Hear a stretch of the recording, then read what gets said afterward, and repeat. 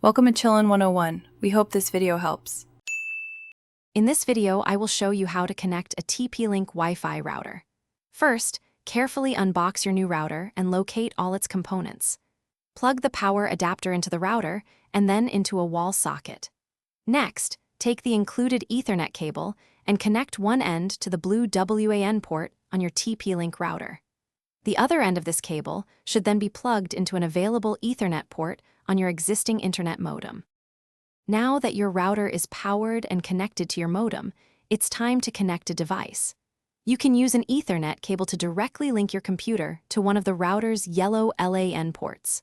Alternatively, for a wireless connection, find the Wi-Fi network name and password on the sticker at the bottom or back of your router.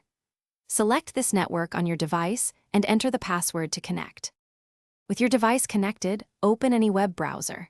In the address bar, type TP-Link WiFi, net or 192.168.0.1 and press enter. This will take you to the router's login page. You'll need to enter the default username and password, which are typically admin for both. These credentials are often printed on a sticker on your router. Once logged in, navigate to the wireless or Wi-Fi settings section.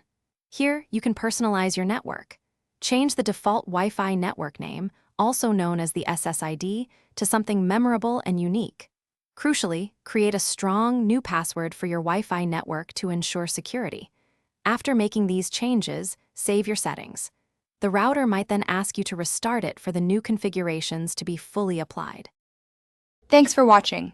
Consider subscribing if we helped you.